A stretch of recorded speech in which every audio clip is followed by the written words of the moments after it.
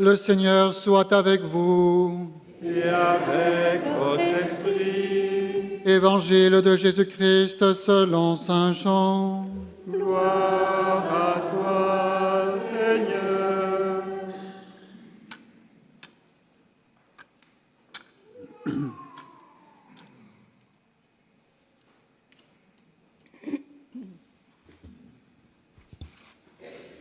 Comme la Pâque des Juifs était proche, comme la Pâque juive était proche, Jésus monta à Jérusalem. Dans le temple, il trouva installés les marchands de bœufs, de brebis et de colombes, et les changeurs. Il fit un fouet avec des cordes et les chassa tous du temple, ainsi que les brebis et les bœufs. Il jeta par terre la monnaie des changeurs, renversa leur comptoir et dit aux marchands de colombes, « Enlevez cela d'ici. Cessez de faire de la maison de mon Père une maison de commerce. » Ses disciples se rappelèrent qu'il est écrit, « L'amour de ta maison fera mon tourment. » Des Juifs l'interpellèrent, « Quel signe peux-tu nous donner pour agir ainsi ?» Jésus leur répondit, « Détruisez ce sanctuaire, et en 3 jours, je le relèverai. » Les Juifs lui répliquèrent, « Il a fallu 46 ans pour bâtir ce sanctuaire, et toi, en 3 jours, tu le relèverais. » Mais il parlait du sanctuaire de son corps. Aussi, quand il se réveilla d'entre les morts, ses disciples se rappelèrent qu'il avait dit cela. Ils crurent à l'Écriture et à la parole que Jésus avait dite. Acclamons la parole de Dieu. Louange à toi, Seigneur Jésus.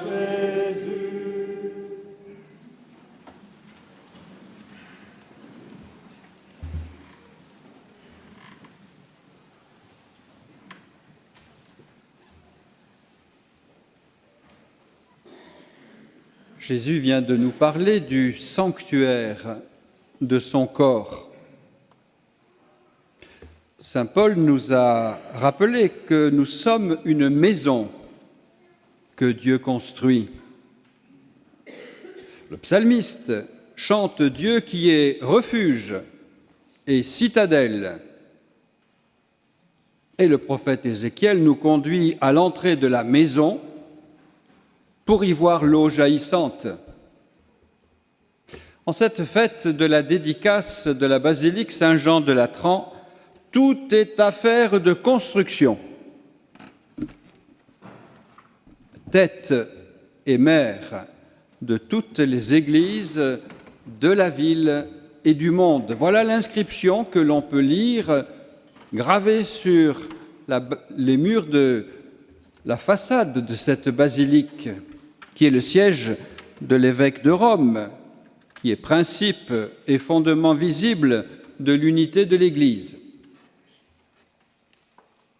Oui, nous sommes devant le chantier de l'Église, non pas comme des spectateurs critiques qui se contenteraient de regarder de loin, et bien sûr sans jamais trop s'engager. Oui, nous croyons que c'est Dieu qui construit et que cette construction est fondée sur la pierre de fondation qu'est le Christ. Mais que chacun prenne garde à la façon dont il contribue à cette construction.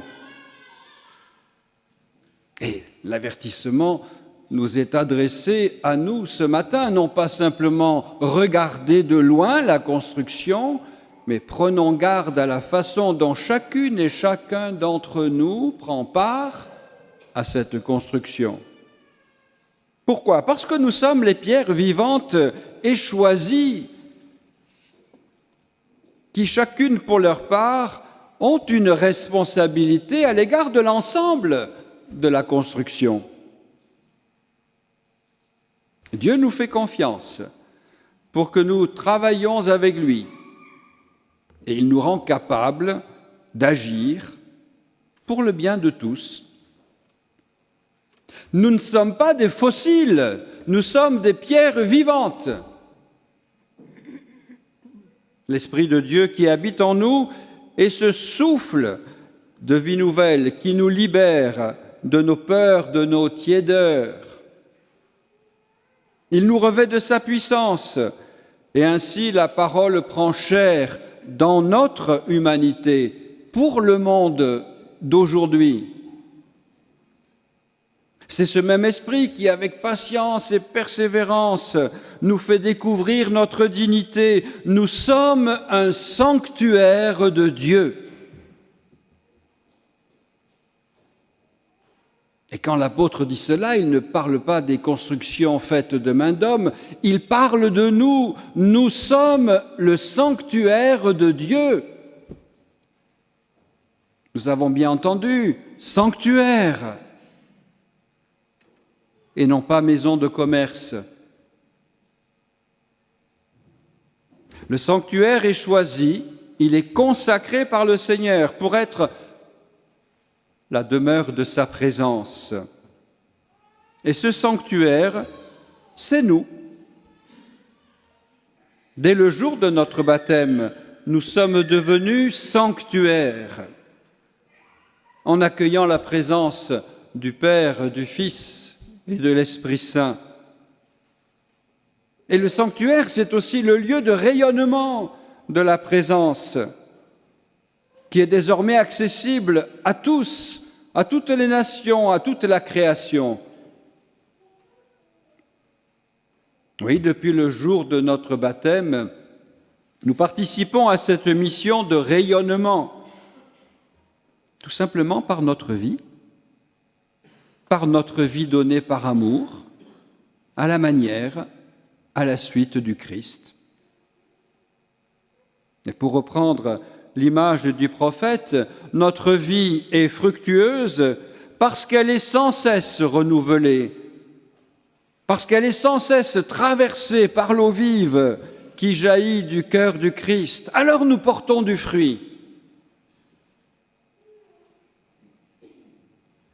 Si nous oublions de nous abreuver, ou si nous prétendons ne plus avoir soif, nous ne pourrons pas offrir l'eau vive aux nombreux frères et sœurs qui sont aujourd'hui assoiffés. Il ne suffit pas de savoir où se trouve la source. Encore faut-il s'en approcher de cette source et y boire. Nos églises bâties de main d'homme sont le signe visible qu'il est avec nous, le Seigneur de l'univers. Oui, il est avec nous. Ces églises sont comme des refuges où l'on se repose pour prendre force et souffle, pour retrouver une intimité avec Dieu, pour accueillir la grâce de sa miséricorde, pour célébrer son amour, pour être vivifié par les sacrements, pour faire l'expérience d'une fraternité nouvelle dans la confession de la même foi et d'un seul Père. Oui, nos églises sont comme ces oasis de spiritualité qui sont tant nécessaires à notre monde et à notre vie personnelle. Alors qu'elles soient églises de campagne, basiliques ou cathédrales, elles sont comme la tente de la rencontre avec Dieu, le lieu de la bonne rencontre. De ce Dieu qui, fidèlement, accompagne la marche de son peuple à travers le temps. Et nous n'oublions pas que nos premières églises, ce sont nos familles. Église domestique, premier lieu de la découverte, de l'apprentissage, de l'amour vécu, de l'accueil de l'autre dans la richesse de sa diversité, de la joie de l'être ensemble, de l'accompagnement sur le chemin de la vie. Oui, fêter la dédicace de la basilique Saint-Jean de Latran, cathédrale du diocèse de Rome, nous renvoie à toutes ces réalités ecclésiales auxquelles nous participons et dont nous sommes responsables, chacun pour notre part, dans la grâce propre que chacun, chacune a reçue de la part du Seigneur. Alors ne négligeons pas notre responsabilité d'être des pierres vivantes qui sont appelées à travailler à la construction de l'unique Église, corps du Christ. Ne négligeons pas non plus le sanctuaire que nous sommes, nous qui participons à la sainteté de Dieu et qui la reflétons par toute notre vie. Notre Église est le sanctuaire du Christ ressuscité. Là est notre foi, là est notre espérance.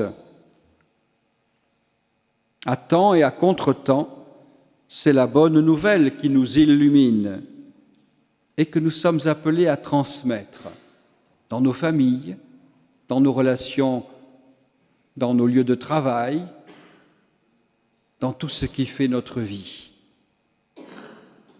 Pour terminer, je voudrais simplement reprendre les paroles d'un grand théologien, et pour une fois, il n'est pas suisse, qui écrivait ceci: « L'Église est stérile si Jésus-Christ n'y fleurit pas.